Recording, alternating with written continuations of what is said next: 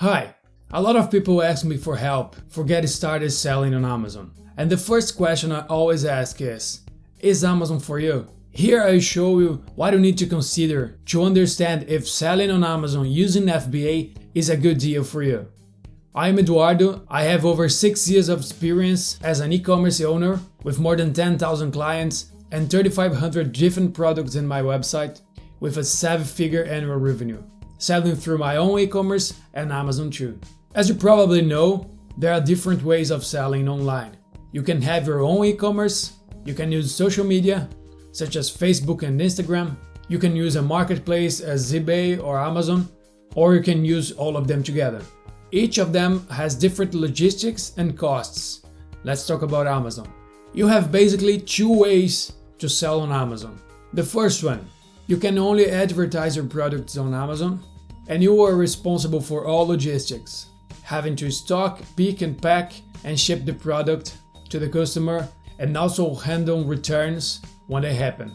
The second one, you can use FBA and send your inventory to Amazon warehouse. Once there, Amazon itself will organize all the products and stock up. They remain yours, who will handle them will be Amazon. In this model, all you need is to keep the inventory up to date. Everything else, Amazon will do for you. You can even use this warehouse to ship products for your own e-commerce. Amazon charges a little bit more for it, but often it's also worth it. In order to check if it's feasible for you to sell on Amazon, you have to raise all costs that are charged at each stage of the process. It is a bit complex because it depends on factors such as stock volume and weight of each product. But let's try to simplify. Amazon makes basically 3 types of charge. The first one is for you to sell there regardless of whether you are using FBA or not. In Australia, 2019, it is $49.95 per month, excluding GST. This is the first step. The second one is a fee on each sale made. It is called Referral Fee and can range to 6% until 15% of the total sales amount, including shipping. It is important to be aware of this. If you're selling media like books, DVDs, music, software, video game consoles, you will also pay a closing fee of $1 per media item that is sold. If you choose the first sale model, the one that you have to handle all the logistics and stocks, those will be your costs. A monthly fee of $49.95 and a referral fee of each sales, between 6% to 15% depending on your product category. But if you decide to use FBA for Amazon handle all your logistics and inventory, you will have 2 more fees that will cover inventory storage, pick and pack, and shipping. As we'll be using an outsourced space to store your products, you have to pay a fee for it. For me, I find the value quite low considering with other alternatives, which is good. This is the monthly inventory fee and it's calculated per cubic meter you occupy within Amazon's warehouse. There are 2 ranges of value depending of the month.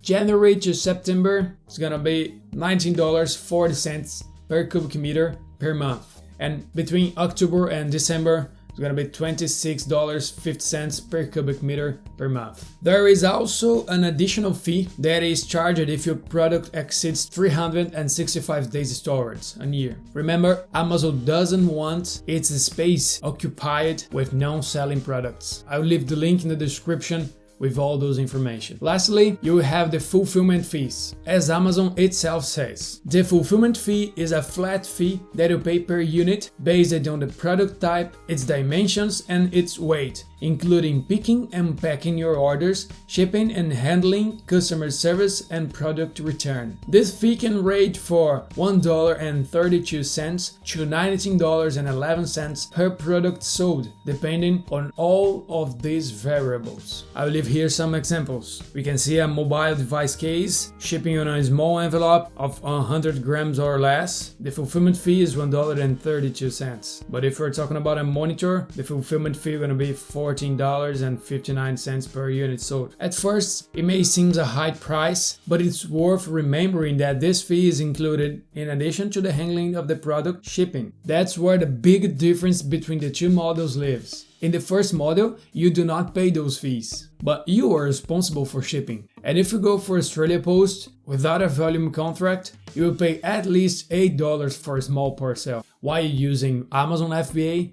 those amounts can be much lower. This helps a lot on sales, because the final price of the product, considering the freight, usually gets lower. The problem is that not every product has enough margin to use this entire system. A combination of low price and high wage can make the project totally unfeasible and can even give you financial loss. For this reason, it's important to understand in details all these rates.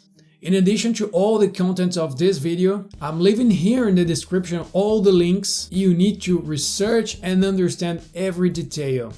But if you want more help, I'm developing a system that calculates in detail the margin you have when selling a product using Amazon FBA. The system takes absolutely all the rates I have mentioned here, and depending on the size, weight, price, and the category of each product, I can tell you whether or not it will be profitable for you to use Amazon FBA system. If you want this help, just click in the description link and fill out the form. You will receive an email with the results within 2 days. It is for free. Thanks guys, and I hope I helped. Cheers!